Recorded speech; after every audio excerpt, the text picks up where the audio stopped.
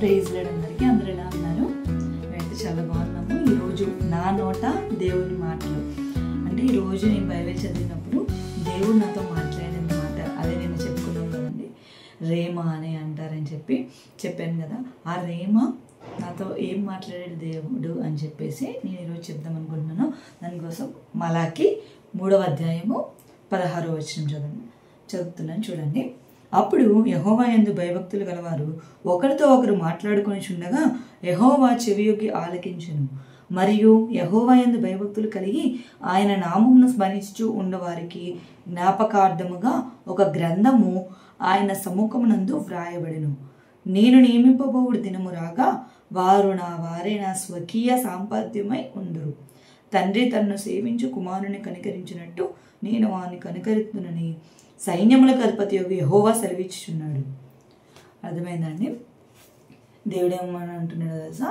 దీనికి పైన చదివినట్లయితే అక్కడ గర్విష్ఠులు అనుకుంటారంట మనమే గొప్పలో, మనమే మంచోళ్ళం, మన దత్తికి ఎవరు ఉండరు అట్లని మాట్లాడుకున్నారంట. చూడండి, గర్విష్ఠులు ధన్యులగుదురనియు, యెహోవాను శోధించు దుర్మార్గులు వర్ధిల్లుదురనియు, వారు సంరక్షణ పొందుదురనియు మీరు చెప్పుకొనిచున్నారు. వాళ్ళు చెప్పుకుంటున్నారంట. అయితే దేవుడు మాత్రం ఏమని చెప్తున్నాడు? అప్పుడు యెహోవా యందు భయభక్తులు గలవారు ఒకరితో ఒకరు మాట్లాడట ఎవరు విన్నారంటే చెవి యొగ్గి యెహోవా విన్నాడంట. వినటం మాత్రమే కాదు కానీ ఒక గ్రంథంలో, ఇప్పుడు మనము పుస్తకాల్లో ఎలాగైతే రాస్తామో అక్కడ కూడా ఒక గ్రంథం ఉందంటే ఆ గ్రంథానికి ఒక పేరు చెప్తున్నాడు. అదేంటో తెలుసండి? జ్ఞాపకార్థముగా ఒక గ్రంథం ఉందంట. జ్ఞాపకార్థాల గ్రంథం అని చెప్పి అనొచ్చు మనం. ఆ గ్రంథంలో రాయబడుతుందంట. అప్పుడు తెలుస్తుందంట. అప్పుడు వాళ్ళు ఎవరైతే యెహోవా భక్తులు ఉంటారో ఆ రాస్తారు కదా, ఆ యెహోవా దేవుడు అంటాడంట వీళ్ళని నేను నా స్వకీయ ఇక్కడ చదవండి కావాలంటే స్వకీయ సంపాద్యమై ఉందురు అని చెప్తున్నాడు. తండ్రి తను సేవించి కుమారుని ఎలాగైతే చూసుకున్నాడో అలాగా కనికరిస్తారంట. అందుకే మనం ఎప్పుడూ కూడా యెహోవా యందు భయభక్తులు కలిగి ఉండాలి. ఇప్పుడు నేను ముందు వచనంలో చెప్పిన రీతిగా గర్విష్ఠులు ధన్యులగుదురని వాళ్ళు అనుకుంటారు కదా, అలాంటిది కింద చూడండి 18వ వచనంలో ఏమనంటో తెలుసా? అప్పుడు నీతి గల వారెవరో, దుర్మార్గులు ఎవరో, దేవుని సేవించే వారెవరో, ఆయనను సేవించని వారెవరో మీరు తిరిగి కనుగొందురంట. అప్పుడు తెలుస్తుందంట. ఇప్పుడు కదా ఒక రోజు నుండి మనందరికీ తెలుసు కదా, దేవుని నమ్మిన ప్రతి ఒక్క బిడ్డకి తెలుసు తీర్పు అనేది వస్తుంది. ఆ తీర్పు కాలంలో గ్రంథాలన్నీ తెరవబడతాయి.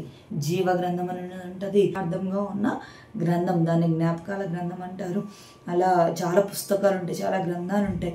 ఆ గ్రంథాల్లో ఒకటి ఇప్పుడు మనము తెలుసుకున్న జ్ఞాపకార్థ గ్రంథం అనమాట. భక్తి పరులందరూ మాట్లాడుకుంటే యెహోవా చెవి యొగ్గి వింటాడంట. సో మనము ఇతరులతో ఏం మాట్లాడుతున్నాము అనేది ఒకరు చూస్తున్నారండి. ఈ రోజుల్లో మీరు చూసినట్లయితే ఎక్కడ చూసినా సీసీ కెమెరాలు, మనం అక్కడ లేకపోయినా సీసీ కెమెరా ఫుటేజ్లో ఫోన్లో చూసినా కూడా మనకి తెలిసిపోతుంది. అలానే అక్కడ మన ప్రతి నిత్యము చూసేది ఎవరో తెలుసండి? పైనుంచి యేసు ప్రభు చూస్తున్నారు, యెహోవా తండ్రి దేవుడు చూస్తున్నాడు, మన పక్కనే ఉన్న మనలో ఉన్న పరిశుద్ధాత్మ దేవుడు కూడా మనని చూస్తున్నాడు. అందుకని మనం ఏం మాట్లాడినా కూడా ఒకరికి తెలుస్తుంది. ఒక దినంన అది ఖచ్చితంగా తీర్పు దినంలోనికి మనం వెళ్ళినప్పుడు మనం ఏం మాట్లాడామనేది కూడా అక్కడ తెలియపరచబడుతుంది. మనుషులు మీ గురించి తప్పుగా అనుకుంటున్నారేమో బాధపడకండి, ఒక రోజున వస్తుంది. ఆ ఒక రోజున మీరు ఏం మాట్లాడారు, మీరు అసలు ఎవరనేది ఆ రోజు తెలుస్తుంది. కాబట్టి ఎల్లప్పుడూ దేవుని యందు భయభక్తులు కలిగి ఉండండి. భక్తిహీనులు అయిపోకండి. భక్తిహీనులకి పరలోక రాజ్యం ఉండదండి. కాబట్టి మీరైతే నేను చెప్పదలుచుకున్నది, నాతో దేవుడు మాట్లాడిందే మీతో చెప్దాం అనుకుంటున్నాను. అది ఏంటి అంటే ఒకటే మాట, జ్ఞాపకార్థాల గ్రంథం అనేది ఒక గ్రంథం ఉంది. ఆ గ్రంథము మనం ఏం మాట్లాడుతున్నామో అదంతా యెహోవా దేవుడు చెవి యొగ్గి వింటున్నాడంట. సో మన ప్రవర్తనని మనం సరి చేసుకుందాము.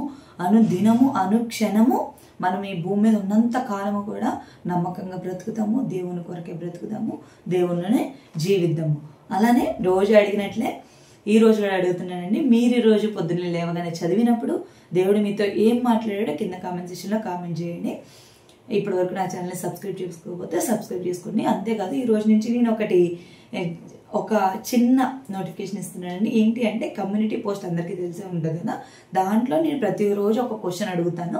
ఆ క్వశ్చన్కి ఆన్సర్ తెలిసిన వాళ్ళు ఓట్ చేయండి. దాంట్లో 4 ఆప్షన్స్ కూడా ఇస్తాను. ఆ ఆప్షన్ బట్టి ఆన్సర్ ఏదో సెలెక్ట్ చేయాలి. ఓకేనా అండి? బైబిల్ గేమ్ అనమాట. ఇది మీకు ఇంట్రెస్ట్ ఉంటే ఆడండి, లేకపోతే లేదు. కానీ మనకంటూ ఒక నాలెడ్జ్ అంటూ వస్తుంది. సో నాకు ఈరోజు పొద్దున అలా అనిపించింది అనమాట. సో ఎందుకు చేయకూడదు, నేను కమ్యూనిటీ పోస్ట్లో పోస్ట్ చేస్తాను, ఎవరికి ఒకరికైనా ఉపయోగపడుతుంది కదా అని ఉద్దేశంతో ఇది స్టార్ట్ చేస్తున్నాను. ఒకవేళ మీకు ఇంట్రెస్ట్ ఉంటే కమ్యూనిటీ పోస్ట్లోకి వెళ్ళి ఇప్పుడే చూసేయండి, క్వశ్చన్ ఏంటి, ఆన్సర్ ఏంటి, మీరే చూసేయండి. Okay friends, bye, God bless you all.